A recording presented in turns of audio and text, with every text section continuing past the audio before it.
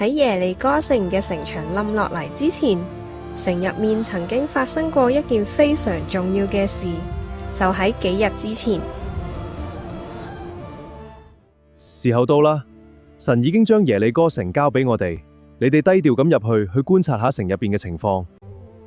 係，約書亞，嗰兩個人睇落唔似係耶利哥嘅人喎。陛下，我哋收到消息，以色列人嘅探子偷偷入咗城啊！即刻揾佢哋出嚟，搜查城入面每一個角落。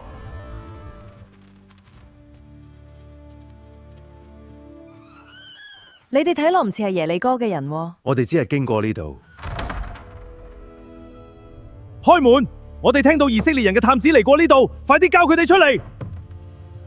上去天台，快啲！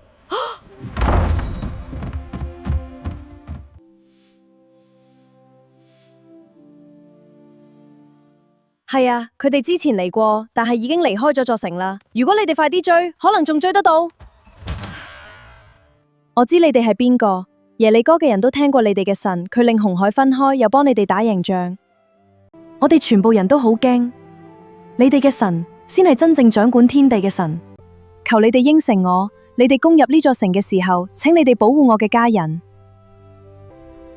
今日你救咗我哋應承你，你全家人都要留喺屋企，同埋將呢條紅色繩綁喺窗度，到我哋返嚟嘅時候，屋入面嘅人都會平安。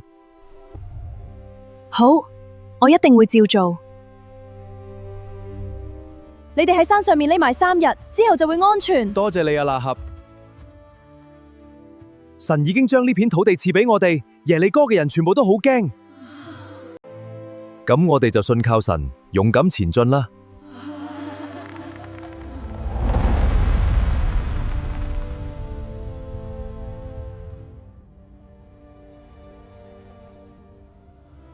呢度就係喇合嘅屋企。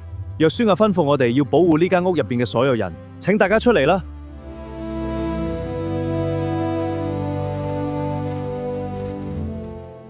神真係信守佢嘅承諾，多謝你哋救咗我嘅家人。